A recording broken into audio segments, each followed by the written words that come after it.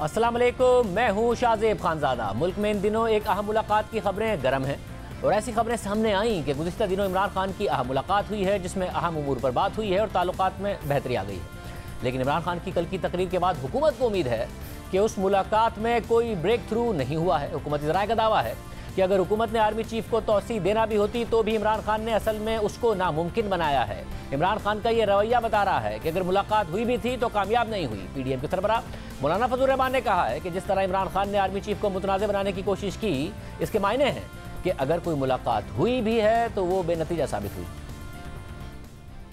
इस तरह उन्होंने आर्मी चीफ को मुतनाज़ बनाने की कोशिश की है। अगर बिलफर्ज कोई मुलाकात हुई भी है जो मेरे इल्म में नहीं है तो इसका माना यह है कि वो बेनतीजा साबित हुई है।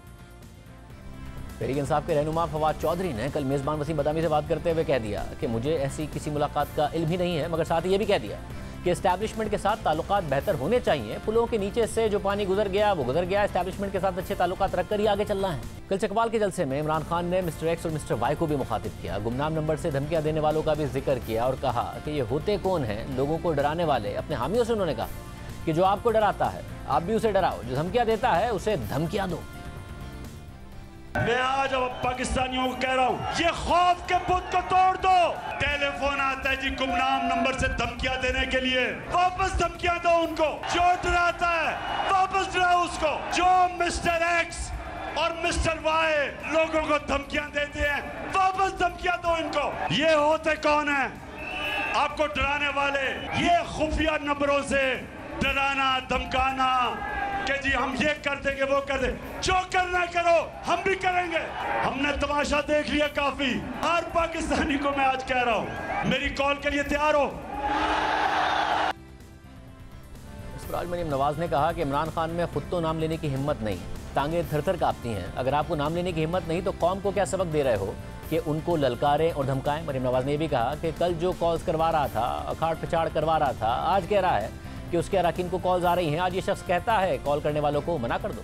अपने लोगों को वो कह रहे थे कि खौफ के बुत तोड़ दो और गुलामी की जंजीरों से आज़ाद हो जाओ। अगर ये तुम्हें डराएं तो तुम उनको डराओ, तो ये तुम्हें धमकाएं तो तुम उनको धमकाओ। तो मैं ये पूछना चाहती हूँ, आपके अंदर खुद उनका नाम लेने की हिम्मत नहीं है, आपकी टांगे थर थर कांपती हैं। आप कहते हैं मिस्टर एक्स मिस्टर वाई। अगर आपके अंदर नाम लेने की हिम्मत नहीं है तो कौम को क्या सबक दे रहे हैं कि वो उनको ललकारे, उनको डराए, उनको धमकाए? कल जो कॉल्स करवा रहा था, अल्लाह ताला की शान है कि वो आज कह रहे हैं मेरे मेंबर्स को कॉल्स आ रही हैं और ये कॉल्स को मना कर दो।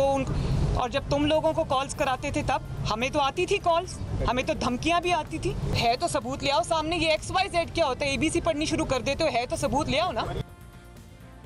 इससे पहले इमरान खान खुद मान चुके हैं कि उनके दौर में बजट पास करवाने के लिए इत्तेहादियों को एजेंसियों से कॉल करवाई जाती थी। फवाद चौधरी मान चुके हैं कि हमने अपनी सियासत को आउटसोर्स कर दिया था और MQM के रहनुमा वसीम अख्तर तहरीक इंसाफ की हुकूमत में एजेंसियों से कॉल कराए जाने की तस्दीक कर चुके हैं। तो खुद PTI के जितने बड़े लोग हैं जो ये कह रहे हैं, ये 3.5 साल तो खुद टेलीफोन एक्सचेंज में बैठ के हमें फोन कराते रहे हैं। पूरा पाकिस्तान जानता है कि वो खुद फिर वो उस टेलीफोन एक्सचेंज में बैठ के हमें फोन करवाया करते थे। हफ्ते के दिन तहरीक इंसाफ की कोर कमेटी के इजलास के बाद यह खबर भी आई कि इमरान खान कुछ कोर कमेटी के अरकान पर बरहम हुए और पार्टी पॉलिसीज पर अमल करने पर जोर दिया। ज़राए के मुताबिक इमरान खान ने बताया कि उन्हें मालूम है कि कुछ लोग इस्टेब्लिशमेंट से मिले हैं। इमरान खान ने तनबीह की कि कोई उन्हें बाईपास करने की कोशिश ना करे और फिर कल फवाद चौधरी ने इस तनबीह की तस्दीक भी कर दी और कहा कि पहले भी इमरान खान ने ये बात की। इस पर मरीम नवाज ने कहा कि क्या आपने पार्टी को बताया है कि आप किस किस से खुफिया मिलते हैं और क्या क्या बातें करते हैं? यह नहीं हो सकता कि जलसों में खड़े होकर आप किसी को ललकारें और रात में पाँव पड़ जाएं।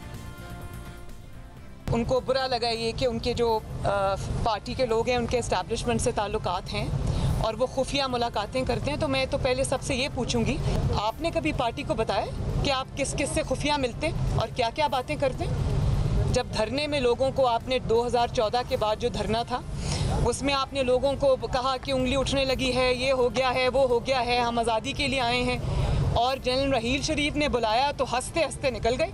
वो धरने के लोगों को बता के गए थे कि मैं आपको क्या बता रहा हूँ और मैं खुद कहाँ रात को छुप के किसके पास अंधेरे में मुलाकात के लिए जा रहा हूँ। ये नहीं हो सकता कि जलसों में खड़े होकर आप किसी को ललकारें और रात के अंधेरे में आप अगलों के पाँव पड़ जाएं। ये नहीं हो सकता।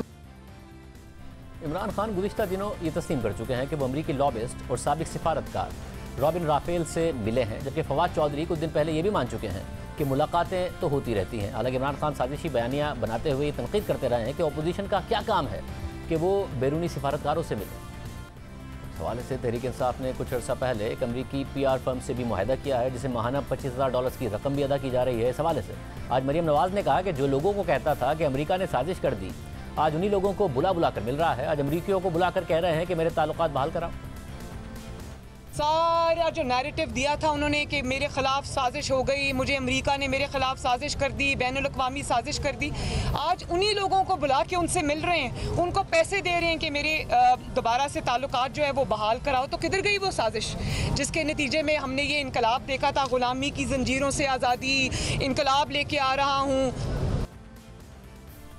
इमरान खान मुसलसल ये भी कह रहे हैं कि मौजूदा हुकूमत को आर्मी चीफ की तैनाती का हक नहीं है। आज इमरान खान ने वज़ीर-ए-आज़म पाकिस्तान के हल्फनामे की तस्वीर शेयर करते हुए ट्विटर पर लिखा कि प्राइम मिनिस्टर की जानिब से आर्मी चीफ की तैनाती और दीगर रियासती मामलात पर अदालत से सज़ा याफ्ता नवाज शरीफ से मुशावरत और वुज़रा के बयानात कि नवाज शरीफ से मुशावरत के बाद आर्मी चीफ मुकर्रर करेंगे, सब ऑफिशियल सीक्रेट एक्ट की खिलाफवर्जी नहीं बल्कि उनके ओहदों के हल्फ से भी मुकम्मल इन्हिराफ है। इमरान खान ट्विटर पर यह लिख रहे हैं, जबकि आज फवाद चौधरी ने भी ट्विटर पर लिखा कि हमें सिविल मिलिट्री ताल्लुकात में तवाज़ुन के लिए कोशिश करनी चाहिए, ताकत अवाम को मुंतकिल होनी चाहिए। मैं तमाम सियासी जमातों और इस्टेब्लिशमेंट को दावत देता हूँ कि आएँ और मिलकर सियासी फ्रेमवर्क को दोबारा तहरीर करें, आएँ ताकि गेम के उसूलों पर इत्तफाक हो। मौजूदा सिस्टम नाकाम हो चुका है, हमें मुनसिफाना उसूल ढूंढने चाहिए। इमरान खान के बयान पर मरियम नवाज का कहना है कि ये कहते हैं कि इनकी पसंद का आर्मी चीफ हो क्योंकि अपनी हीरो की चोरी बचानी। आर्मी चीफ की अपॉइंटमेंट पे आके सारी बात रुक गई कि मेरे पसंद का चीफ अपॉइंट करोगे तो ठीक है, नहीं तो मैं पूरे इंस्टीट्यूशन को जो है वो मलाइन कर दूंगा, उनके चेहरे से आग कर दूंगा। ये रवैया एक जमहूरी इंसान का रवैया है। नवाज शरीफ को नहीं अपॉइंट करना चाहिए, जरदारी को अपॉइंट नहीं करना चाहिए क्योंकि वो उनकी चोरी को प्रोटेक्ट करते हैं। तो बात ये है कि अपनी भी इमरान खान साहब की चोरी, वो जो हीरो का हार था, वो पकड़ी गई थी। तो असल में ये अपनी चोरियों को छुपाना चाहते हैं, बात और कुछ नहीं। ये ड्रामा है और ये पूरी दुनिया जानती है भाई। वो जिसके लाडले हैं ना, वो इमरान खान को लाडला नहीं समझते, वो अपना काम निकालना चाहते हैं। इस पर बात करने के लिए हमने तहरीक इंसाफ के मुतअद्दिद रहनुमाओं को प्रोग्राम में आने की दावत दी, मगर किसी ने जवाब नहीं दिया। बात करेंगे वज़ीर दिफा ख्वाजा आसिफ से, जिनकी लंदन में साबिक वज़ीर-ए-आज़म नवाज शरीफ से खुद मुलाकात भी हुई और इस वक्त वो अमेरिका में वज़ीर-ए-आज़म शहबाज शरीफ के साथ भी मौजूद हैं। ख्वाजा साहब, बहुत शुक्रिया शो में ज्वाइन करने के लिए। ख्वाजा साहब, आप खुद मिले मियां नवाज शरीफ साहब से, आप वज़ीर-ए-आज़म शहबाज शरीफ साहब के भी साथ हैं। आप देख रहे हैं इस वक्त इमरान खान साहब ज़ाहिर है मौजूदा आर्मी चीफ की तौसी के हवाले से भी बात कर रहे हैं, आर्जी तौसी, मगर वो एजेंसियों पर भी मिस्टर एक्स मिस्टर वाई कहकर तनकीद कर रहे हैं जो मौजूदा आर्मी चीफ ही के मातहत हैं। क्या नवाज शरीफ साहब क्या सोच रहे हैं इस तैनाती या तौसी के हवाले से, जो कि इमरान खान साहब ने अपनी सियासत का महवर बनाया हुआ है इस वक्त, तो पाकिस्तान की सियासत का महवर बन गया है? बहुत शुक्रिया शाहजेब, ये सारी बातें जो हैं ये इमरान खान साहब ही कर रहे हैं, हम तो कोई बात नहीं कर रहे। कभी अभी हनूज दिल्ली दूर 29 नवंबर को ये अपॉइंटमेंट होनी है, पूरा अक्टूबर बाकी है, तकरीबन जो है 10 दिन जो है सितंबर के बाकी हैं, उसके बाद पूरा नवंबर बाकी है।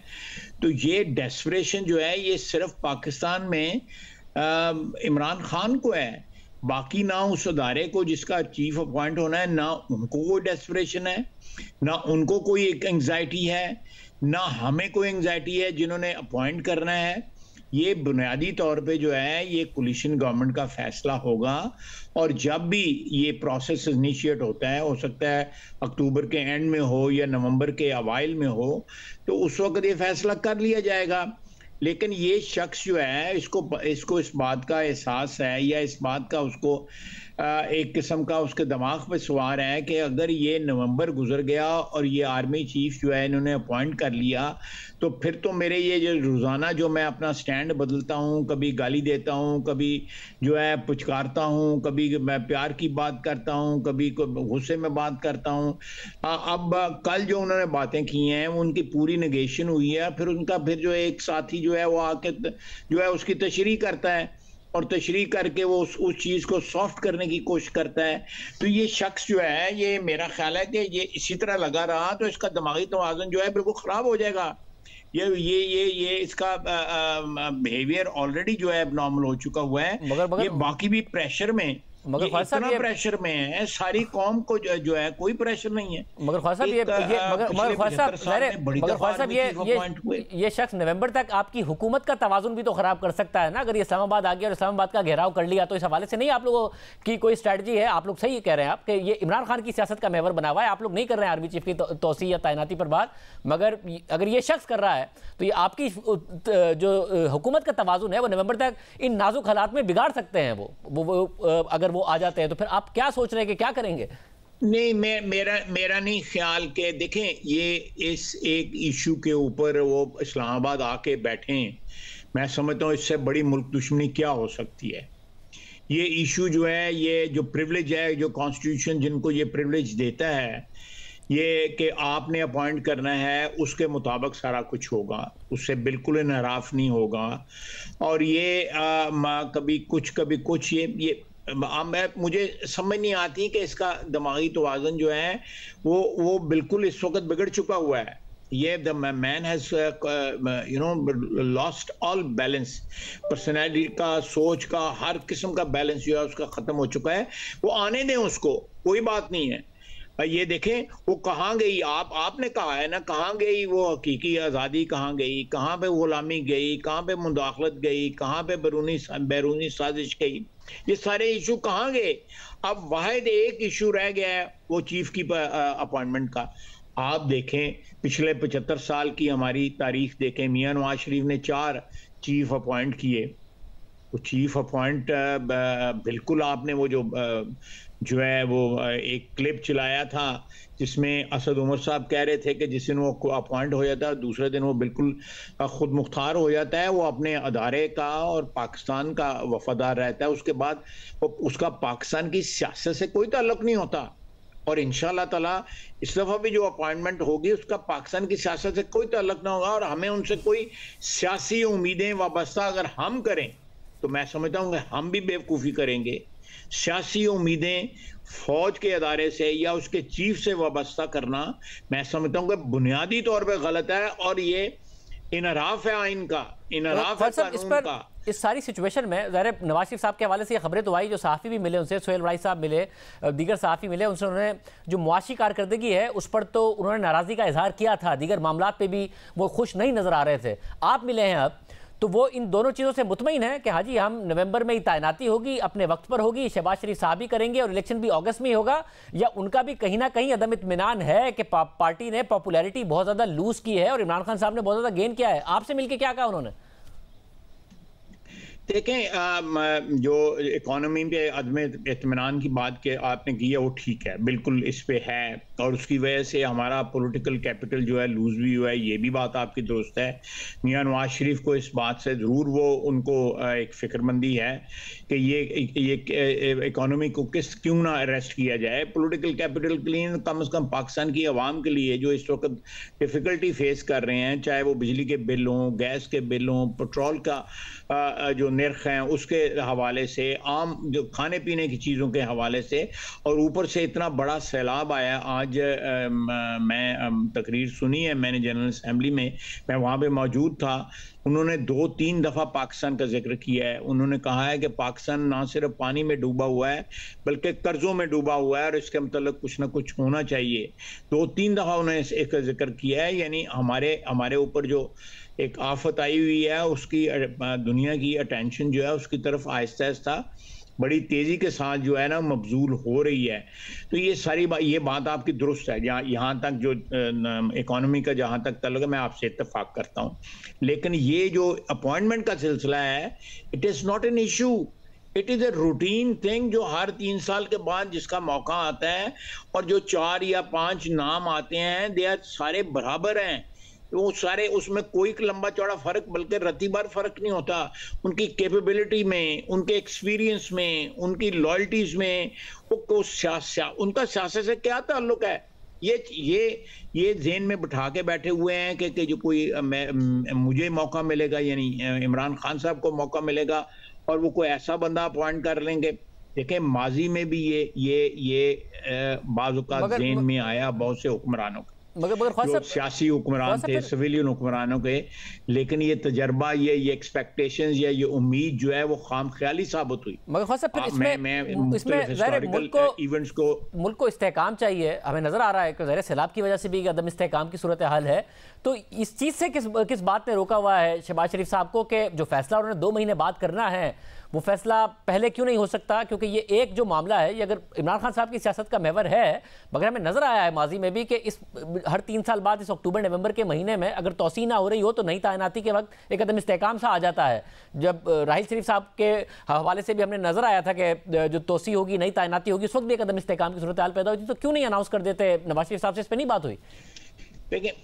देखिए आपकी एक सजेशन है, मैं इस पे इत्तेफाक नहीं इससे करता, I beg to differ with it. उसकी वजह यह है कि सियासी जो कंपल्शंस हैं उसके ये मातहत ये या उससे सबॉर्डिनेट नहीं करना चाहिए इस अपॉइंटमेंट को। ये एक नई रीत पड़ जाएगी, इसको रेजिस्ट करना चाहिए।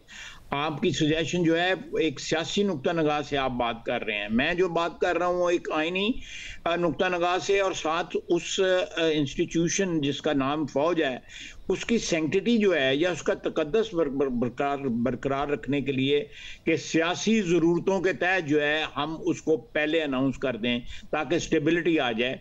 स्टेबिलिटी जो इकोनॉमिक स्टेबिलिटी जो है वो तो जो इकदाम हम उठा रहे हैं इंशाल्लाह ताला उसका 2-3 महीने में रिजल्ट्स आने शुरू हो जाएंगे।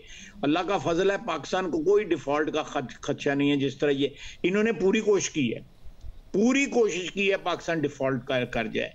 देखिए अब कर्जों की बात होती है, ये कर्ज सबसे ज्यादा जो कर्ज जो है, ये अभी जो जनरल असेंबली में उन्होंने कहा है कि पाकिस्तान कर्जों में डूबा हुआ है। सबसे ज्यादा कर्ज जो है पाकिस्तान की तारीख में इमरान खान की हुकूमत में लिया जाए। ये कहता था कि मैं कर्ज नहीं लूंगा, फांसी लग जाऊंगा लेकिन कर्ज नहीं लूंगा। मैं इन चीजों में नहीं जाना चाहता, लेकिन मैं आपसे जो है इत्तेफाक, आई बैक टू डिफर कि हमें ये अपॉइंटमेंट जो है सियासी हालात की अनसर्टेनिटी के ताबे नहीं करने चाहिए। ये एक नई रीत पड़ जाएगी। मगर इसमें मसला सिर्फ ये हो गया है, जाहिर है ये नहीं करनी चाहिए, मगर मसला ये हो गया कि इस मुल्क के सियासी हालात हर 3 साल बाद इस अपॉइंटमेंट के ताबे हो जाते हैं। आप सियासी हालात के ताबे ना कीजिए, वो आपकी दुरुस्त बात है कि आईनी और कानूनी ये मामला है, इसको सियासी हालात के ताबे नहीं होना चाहिए, मगर सियासत और मुल्क के हालात इस अपॉइंटमेंट के ताबे हो जाते हैं। जाहिर कितना पावरफुल अभी ओहदा होकर रह गया है। मैं आपको एग्जांपल देता हूं, एक जाती एग्जांपल देता हूं मैं आपको।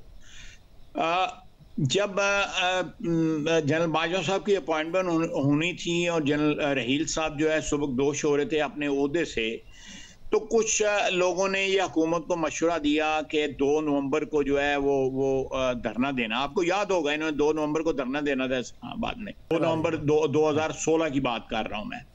इन्होंने अनाउंस किया होता, इसी शख्स ने, इमरान खान शख्स, तो ये कोई नई बात नहीं है। तो मियां नवाज शरीफ को मेरे जरिए बाज लोगों ने मशवरा दिया कि जी आप जो है अक्टूबर के एंड में जो है नई चीफ की अपॉइंटमेंट करते हैं और ये घूमू की कैफियत ख़त्म हो जाएगी और इसके धरने की कॉल से हवा निकल जाएगी। मैं आपको मियां नवाज शरीफ का आगे से जवाब सुनाता हूँ। उन्होंने कहा कि ये मैं चाहता हूँ कि ग्रेसफुली जो है ना ये चेंज हो।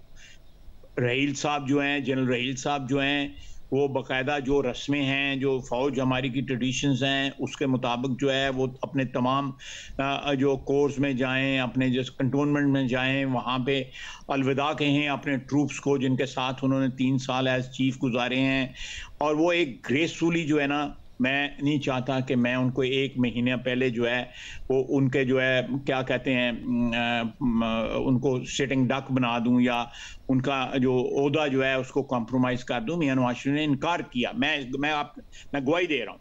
मैंने उनको ये पैगाम दिया कि ये बात लोगों की ये राय है कि मेरा मतलब सियासी लोगों की ये राय थी कि आप मियां साहब कर दें ताकि ये इसके धरने से हवा निकल जाए। ये दोबारा ये वही सिचुएशन है कि इसने धरना अनाउंस किया है और हम इससे धरने से डर के जो है ये जो प्रोसेस है उसको पहले उसके ऊपर डिसीजन ले लें।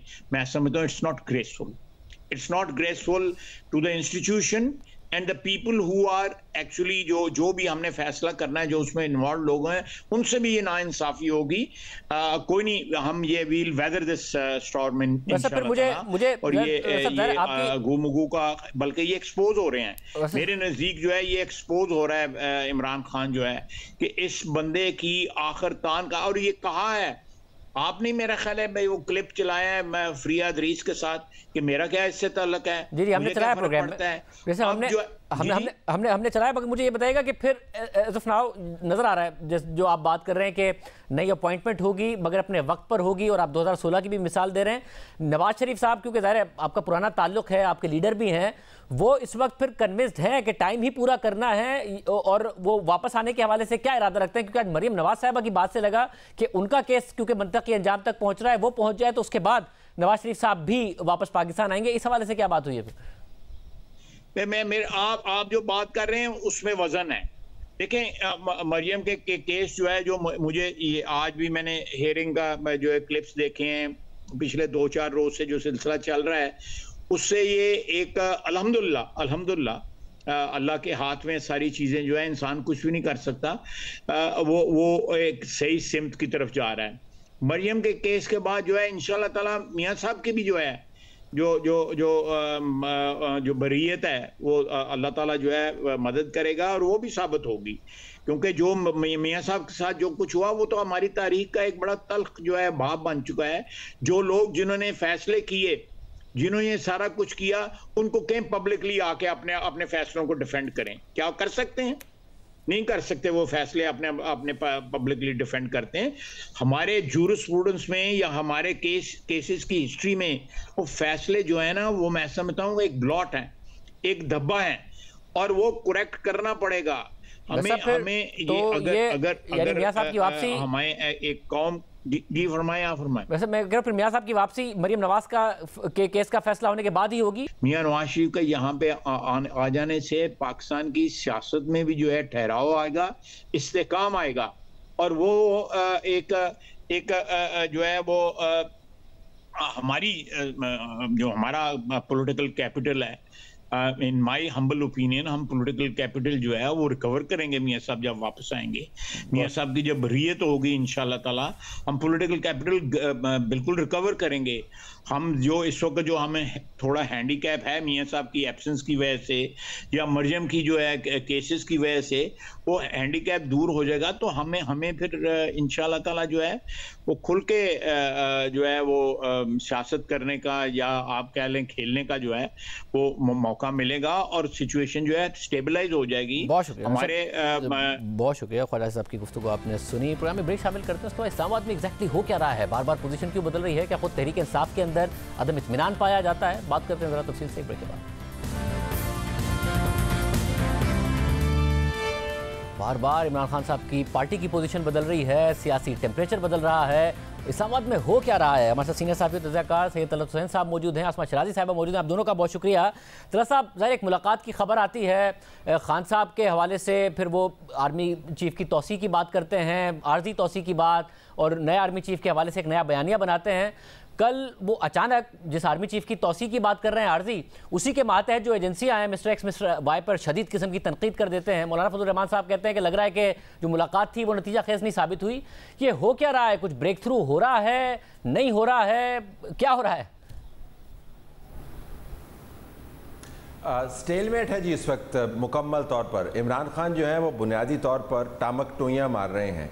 वो कोशिश कर रहे हैं कि किसी तरफ से किसी मामले के ऊपर हाथ पड़ जाए, और वो रावलपिंडी को ये बात मनवाने पर वो इसमें कामयाब हो जाएं कि जल्दी इंतखाबात हो जाएं और अगली हुकूमत नया आर्मी चीफ लगाए। ये वो दो मामलात हैं जिसके गिर्द वो अपनी तमाम सियासत घुमा रहे हैं। अब जिस किस्म की वो ज़ुबान इस्तेमाल कर रहे हैं, जिस किस्म के टैक्टिक्स इस्तेमाल कर रहे हैं, उसके पस मंज़र में मुलाकात ने उतना ही बेनतीजा होना था जितना कि वो बेनतीजा हुई।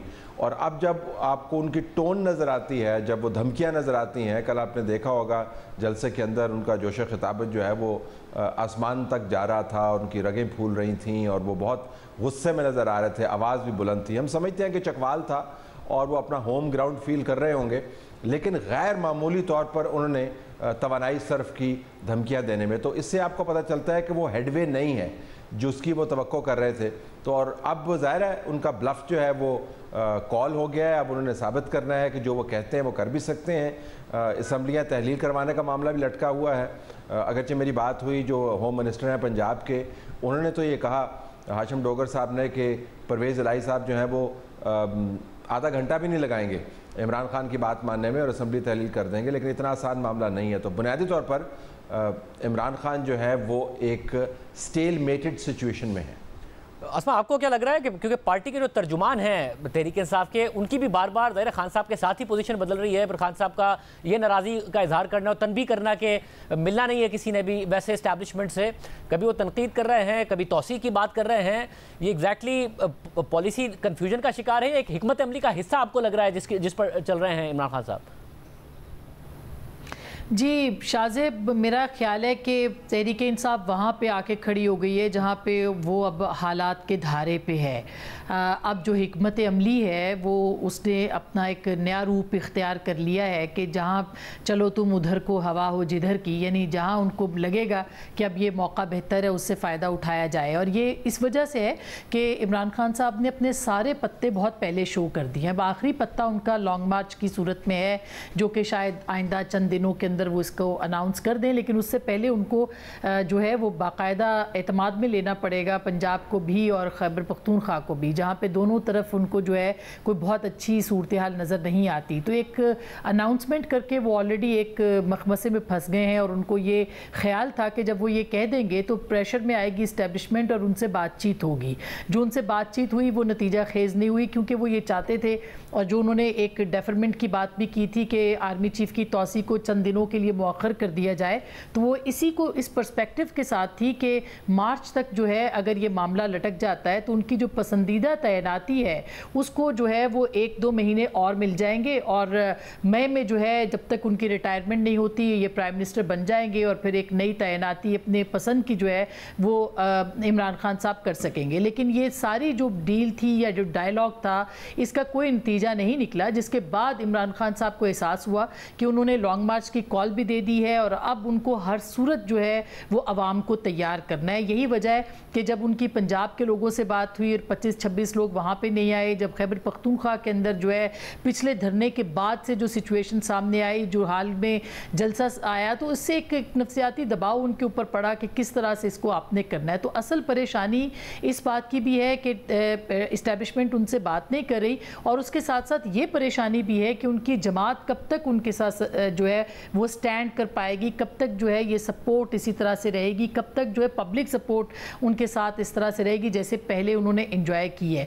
तो मेरा ख्याल है कि अब कन्फ्यूजन से ज़्यादा अब इस वक्त जो सूरत हाल है वो यहाँ पे आके खड़ी हो गई है कि अब आगे अगर बढ़ा जाएगा आखिरी पत्ते की तरफ तो उसके लिए कितनी ताकत मौजूद है और कौन सा जो काम है किया जाए कि तहरीक इंसाफ जो है वो अपनी बात को पूरा कर सके। तलस्सुम साहब, ज़ाहिर खान साहब की एक तारीख है जिसमें नज़र आता है कि उनके अगर धरने नाकाम भी हुए हैं तो कम से कम प्रोलॉन्ग ज़रूर हुए हैं, जबकि उनको रियासती इदारों की सपोर्ट हासिल थी। 25 मई को वो आए, सपोर्ट नहीं थी तो हमने देखा कि वो वापस चले गए। आपको लग रहा है कि उसके बावजूद फिर वो आएंगे और अगर आएंगे तो हुकूमत को वो रियासती सपोर्ट मिलेगी, हुकूमती सपोर्ट के साथ साथ जो उनकी हुकूमती मशीनरी है जिसकी वजह से रोका जा सके, बजाय इसके कि पूरे इस्लामाबाद का वो घेरा डालने में कामयाब हो जाए? जी, इस वक्त जो उनके लिए जो मुस्बत चीज़ है वो ये है कि पंजाब में उनके पास हुकूमत मौजूद है, KP के अंदर उनके पास हुकूमत मौजूद है, गिलगित बल्तिस्तान उनको बहुत सपोर्ट कर रहा है और आज़ाद कश्मीर के अंदर जो हुकूमत है वो भी उनकी अपनी है, उसको वो सपोर्ट कर रहे हैं इमरान खान साहब को। तो वसाइल की कमी नहीं है, लेकिन जो इमरान खान के लिए सबसे तकलीफ़देह काम है शाहज़ेब, वो जो सारी ज़िंदगी उनको नहीं करना पड़ा वो ये कि अब उनको घिसट कर आगे जाना पड़ रहा है। अब उनको मुश्किल के साथ जो है नेगोशिएशंस की तरफ आना पड़ रहा है। देखिए, इमरान खान को आदत रही है कि चूँकि मैं इमरान खान हूँ लिहाजा धरना करवा दो, तालिल कादरी को किसी ने बुलवा दिया, GT रोड किसी ने खुलवा दी, खाना वहाँ पे किसी ने पहुँचवा दिया, कैंप किसी ने लगा दिया, मीडिया कवरेज किसी ने करवा दी। 2018 में चूँकि मैं इमरान खान हूँ और एक पेज का नुमाइंदा हूँ तो आप RTS जो है उसको ड्रॉप करवा दो, बंदे इकट्ठे हो गए, सेनेट के अंदर चेयरमैन लगवाना है तो किसी और ने अरेंज करके दे दिया। ये पहली मर्तबा है कि इमरान खान को तमाम तर वसाइल होने के बावजूद खुद पावर पॉलिटिक्स के अंदर निगोशिएट करना पड़ रहा है और उनके पास कोई ना हिकमत है और ना अमली है, यानी ऐसी स्ट्रेटजी जिसके अंदर कोई अमलियत पसंदी भी हो। अगर आज उनको कह दिया जाए कि इंतखाबात करवाने हैं तो पाकिस्तान का 1/3 तो शराब के अंदर डूबा हुआ है, तो अमली तौर पर पॉसिबल नहीं है पाकिस्तान के अंदर इंतखाबात होना। और फिर ये जिस किस्म की वो तजावीज़ देते हैं जिससे उनका एक ज़हनी हड़बोंग सामने आता है कि जी आर्मी चीफ़ को आप 3-4 महीने के लिए जो है वो एक्सटेंड कर दो, उस हुकूमत के ज़रिए करो जिस हुकूमत को चोरों की हुकूमत कहते हैं, वो हुकूमत आर्मी चीफ़ को एक्सटेंड कर सकती है, नया आर्मी चीफ़ नहीं लगा सकती। तो इमरान खान के लिए बड़ा तकलीफ़देह अमल है कि तमाम तर वसाइल होने के बावजूद, तमाम तर गुस्सा होने के बावजूद, तमाम तर मीडिया की सपोर्ट के बावजूद और जुडिशरी से जो सॉफ्ट हैंड मिल रहा है उसके बावजूद वो पावर पॉलिटिक्स में उनको घिसट घिसट के चलना पड़ रहा है। इसकी उनको आदत नहीं है। तो भाई सूरत हाल में हुकूमत के पास कोई हिकमत अमली है या वो महज इस वक्त टाइम बाय करना चाहते हैं कि ये वक्त गुजर जाए? हुकूमत ने तो ये बिल्कुल अपना जो मामला है ये ऐसे लगता है कि वो इसके ऊपर बिल्कुल ना परेशान है ना वो ये समझते हैं कि महंगाई या बाकी जो चीज़ें उसके अंदर अपने लोगों को इन्वॉल्व किया जाए, अपनी पार्टी को मुतहरिक किया जाए, लोगों को मुनज़्ज़म किया जाए, या वो ये समझते हैं कि ये बहुत अर्ली हो जाएगा अगर वो लोगों को इंगेज करें। पहले वो डिलीवर करने के पास जाना चाहते हैं और उसके बाद वो अपने लोगों को और अपनी पार्टी को जो है वो इंगेज करना चाहते हैं। इमरान खान साहब जो हैं उनको हुकूमत थकाना चाहती है और वो एक ऐसी स्टेज पे लाना चाहती है जहां वो अपने तमाम कार्ड जो हैं वो शो कर दें और वो आहिस्ता आहिस्ता थकना शुरू कर दें।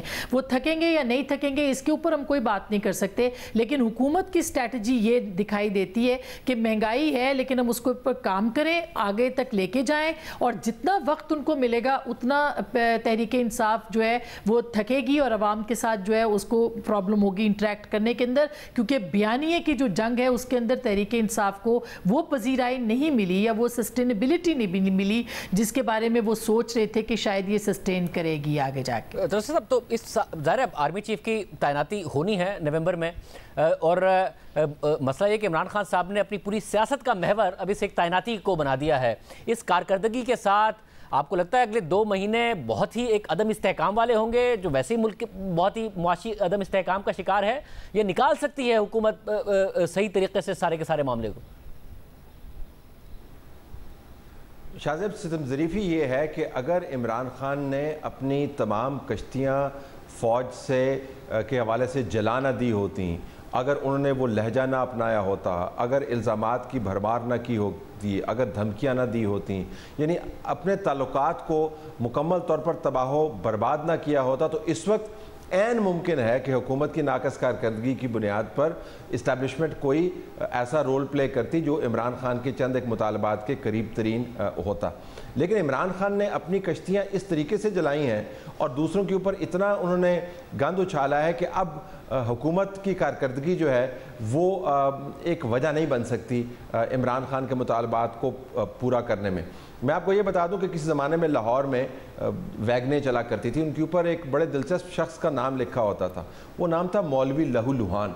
मुझे लगता यूँ है कि इमरान खान जो है वो अपने आप को सियासत का मौलवी लहू लुहान बनाना चाहते हैं। वो टक्करें मार रहे हैं लेकिन इसमें नुकसान उनका ज़्यादा हो रहा है। तो जिस रविश पर वो चल निकले हैं उसमें तो हुकूमत कुछ भी ना करे और उससे भी बदतर कारकर्दगी करे, उनका मामला सीधा नहीं होने वाला इस्टेब्लिशमेंट के साथ। बहुत शुक्रिया, हम राय आपने सुनी है। इसके अलावा आज इस्लामाबाद हाई कोर्ट में मरीम नवाज़ के केस की अहम समाअत हुई, उसका क्या हवाला आपके सामने रखेंगे इसके बाद। एक तवील अरसे से इस्लामाबाद हाई कोर्ट में एवनफील्ड रेफरेंस में मरीम नवाज़ और कैप्टन सफदर की सज़ा के खिलाफ अपीलों पर समाअत जारी है। अदालत ने आज नैब से मजीद 4 सवालों के जवाब तलब कर लिए हैं और इन 4 सवालों में नैब से कहा है कि नवाज शरीफ का एवनफील्ड अपार्टमेंट से ताल्लुक और मरीम नवाज़ पर मुआवनत का इल्ज़ाम शवाहिद के साथ साबित कर दो। हमारे नुमाइंदे हुए सूचना के मुताबिक आज समाअत के आगाज़ में नैब के प्रोसिक्यूटर उस्मान चीमा ने नवाज शरीफ को इश्तिहारी करार देने का अदालती फैसला पढ़कर सुनाया और मौक़िफ़ अख्तियार किया कि अदालत ने लिखा कि नवाज शरीफ को फेयर ट्रायल का हक दिया गया था। मुसलसल अदम हाज़िरी पर अदालत के पास अपील खारिज करने के सिवा कोई चारा नहीं था। अदालत ने यह भी लिखा कि फेयर ट्रायल का मौका मिलने के बाद ही नवाज शरीफ को सज़ा सुनाई गई। मरकज़ी मुल्ज़िम अपने अदालत के सामने है और ना ही उनकी अपील मौजूद है। इस पर जस्टिस आमिर फारूक ने उनसे मुकालमा किया कि आप आगे भी पढ़ लें कि क्या लिखा हुआ है। तो नैब के प्रोसिक्यूटर ने मजीद कहा कि अदालती हुक्म के मुताबिक अगर नवाज शरीफ सरेंडर करें या पकड़े जाएं तो दोबारा अपील दायर कर सकते हैं। तो जस्टिस आमिर फारूक ने नैब के प्रोसिक्यूटर से कहा कि नवाज शरीफ की अपील हमारे सामने नहीं तो इसका यह मतलब नहीं है कि उन पर फर्द जुर्म ठीक साबित हो गई। मरियम नवाज की अपील मेरिट पर सुनेंगे। उन्होंने अपना केस बनाया है कि अदालती फैसले में क्या कानूनी हुक्म है, अब आपने इस बात का दिफा करना है। तो नैब के प्रोसिक्यूटर ने दलील दी कि सुप्रीम कोर्ट के ऑर्डर पर ये केसेस बनाए गए थे। तो जस्टिस आमिर फारूक ने उनसे कहा कि हमने तो ट्रायल प्रोसीडिंग को देखना है। सुप्रीम कोर्ट के ऑर्डर के बाद रेफरेंस दायर हुआ और फिर ट्रायल हुआ। रेफरेंस अपनी स्ट्रेंथ पर आगे चलना है। इस अपील से सुप्रीम कोर्ट के फैसले का कोई ताल्लुक नहीं है। जैसे मोहसिन अख्तर कियानी ने रिमार्क्स दिए कि ये तो इस केस का बैकग्राउंड है, अब आप आगे चलें। इस मौके पर नैब के प्रोसिक्यूटर ने पनामा केस में सुप्रीम कोर्ट के फैसलों का हवाला दिया। तो जस्टिस मोहसिन अख्तर कियानी ने उनसे कहा कि सुप्रीम कोर्ट की वो ऑब्जर्वेशंस ट्रायल से पहले तक थी। जैसे आमिर फारूक ने रिमार्क्स दिए कि सुप्रीम कोर्ट ने जो ऑब्जर्वेशंस दी उसका आपको अभी कोई फायदा नहीं मिलना। क्या JIT के बाद नैब ने मजीद कोई तफ्तीश की थी? तो नैब के प्रोसिक्यूटर ने जवाब दिया कि नैब ने भी आज़ादाना तफ्तीश की थी। मुल्जिमान को कॉल अप नोटिस भिजवाए गए थे। तो जस्टिस मोहसिन अख्तर कियानी ने रिमार्क्स दिए कि मुल्जिमान तो आज भी इसी जगह खड़े हैं कि वो ट्रस्ट डीड को तस्लीम करते हैं। जैसे आमिर फारूक ने सवाल किया कि मुख्तसरन बताएं कि मरियम नवाज और कैप्टन सफदर के खिलाफ क्या केस था। तो नैब के प्रोसिक्यूटर ने जवाब दिया कि उन्होंने नवाज शरीफ को आमदनी से ज़ायद असासे बनाने में मुआवनत की थी। जस्टिस आमिर फारूक ने मजीद पूछा कि आपने ये बताना है कि मरियम नवाज ने किस अंदाज में नवाज शरीफ की मुआवनत की। हमने एक फैसला लिखना है तो हमें सब चीज़ों में क्लियर होना चाहिए। बताएं ये अपार्टमेंट्स कैसे खरीदे गए। तो नैब के प्रोसिक्यूटर ने जवाब दिया कि ऑफशोर कंपनियों नीलसन और नेस्कॉल ने ये अपार्टमेंट्स खरीदे थे। तो अदालत ने उनसे कहा कि अगर मरियम नवाज ने असासे बनाने में मुआवनत की तो फिर ट्रस्ट डीड और कैलिबरी फंड को छोड़कर 1993 से चलें। नैब के प्रोसिक्यूटर ने जवाब दिया कि हम इस मामले को 2006 में ट्रस्ट डीड के साथ लेकर चलेंगे। मरियम नवाज ने 2006 में मदद और मुआवनत की थी। तो जस्टिस आमिर फारूक ने रिमार्क्स दिए कि फिर तो 1993 में मरियम नवाज का कोई किरदार नहीं हुआ। अगर आप कहते हैं कि नवाज शरीफ ने 1993 में असासे खरीदे और छुपाए तो फिर आपने शवाहिद से साबित करना है कि मरियम नवाज ने 2006 में अपने वालिद की मुआवनत कैसे की। जैसे मोहसिन अख्तर कियानी ने रिमार्क्स दिए कि हम वो ट्रैक क्लियर कर रहे हैं जिस पर आपने आगे जाना है। इस मौके पर मरियम नवाज के वकील अमजद परवेज एडवोकेट ने नुक्ता उठाया कि नीलसन और नेस्कॉल ब्रिटिश वर्जिन आइलैंड के पास रजिस्टर्ड हैं। नीलसन और नेस्कॉल ने 1993, 95 और 1996 में अपार्टमेंट्स खरीदे थे। इस दौरान जस्टिस आमिर फारूक ने नैब प्रोसिक्यूटर से सवाल किया कि पहले नैब ने यह साबित करना है कि ये प्रॉपर्टीज नवाज शरीफ ने खरीदी थी। अगर वो प्रॉपर्टीज खरीदी गई तो फिर इसमें मुआवनत का इल्ज़ाम आएगा। हम मफरूज़े पर नहीं जा सकते, हमने हक़ाइक़ को देखना है। आपने अगर ट्रायल कोर्ट में यह साबित किया है तो वो बताएं। तो नैब के प्रोसिक्यूटर ने मौका अख्तियार किया कि ऐसे केसेस मौजूद हैं कि मरकजी मुल्जिम बरी हो गया मगर मुआवनत वालों को सज़ा हो गई। तो जस्टिस आमिर फारूक ने मजीद पूछा कि आप डॉक्यूमेंट्स के जरिए नवाज शरीफ का प्रॉपर्टी से ताल्लुक तो साबित करें। हर केस के अलग हक़ाइक़ होते हैं। हम अभी जो केस सुन रहे हैं उसी के हक़ाइक़ देखेंगे। यहाँ पर नैब के प्रोसिक्यूटर ने एक बार फिर कहा कि नवाज शरीफ की अपील खारिज हो चुकी है और ये अब अदालत के सामने नहीं है। तो जस्टिस आमिर फारूक ने रिमार्क्स दिए कि नवाज शरीफ की अपील मेरिट पर नहीं बल्कि अदम हाजिरी पर खारिज हुई थी। हमने उस केस में मेरिट पर फैसला नहीं दिया था। पहले ये समझाएं कि 1993 में नीलसन और नेस्कॉल का नवाज शरीफ से क्या ताल्लुक था। अदालत ने भी पूछा कि नवाज शरीफ ने क्या कहीं भी कहा था कि यह जायदाद उनकी है। तो मरियम नवाज के वकील ने जवाब दिया कि नवाज शरीफ ने किसी भी फोरम पर नहीं कहा कि यह जायदाद उनकी है। आज एक मौके पर जस्टिस आमिर फारूक ने ये रिमार्क्स भी दिए कि नैब इस अदालत के सामने खुद को बंद गली में लेकर जा रहा है। आज की समाअत मुकम्मल करते हुए अदालत ने नैब से मज़ीद 4 सवाल पूछे और 29 सितंबर को नैब के वकील से उनके जवाब तलब कर लिए। अदालत ने पूछा है कि नवाज शरीफ का कंपनियों के साथ ताल्लुक साबित करें, कंपनियों का फ्लैट्स के साथ ताल्लुक साबित करें, फ्लैट्स 1993 में खरीदना साबित करें और फिर मरियम नवाज का फ्लैट से ताल्लुक साबित करें। जैसे आमिर फारूक ने रिमार्क्स दिए कि इससे ज़्यादा आसान ज़ुबान में नैब से सवाल नहीं कर सकते। तो नैब के प्रोसिक्यूटर ने जवाब दिया कि हमारी आज के लिए बस हो गई है। अब 29 सितंबर की समाअत में नैब ने इन 4 अदालती सवालात के जवाब देने और नवाज शरीफ और मरियम नवाज का एवनफील्ड अपार्टमेंट से ताल्लुक साबित करना है। मगर अहम बात यह भी है कि ऐसे ही सवालात अदालत ने नवंबर 2021 में यानी तहरीक इंसाफ के दौरे हुकूमत में भी नैब से पूछे थे, मगर नैब की तरफ से कोई जवाब ही पेश नहीं किया गया, बल्कि समाअत में वक्फा और बार बार इल्तवा मांगा जाता रहा और बार बार अपनी कानूनी टीम तब्दील की जाती रही। देखते हैं इस बार नैब की क्या हिकमत अमली होती है। इजाज़त दीजिए, अल्लाह हाफ़िज़।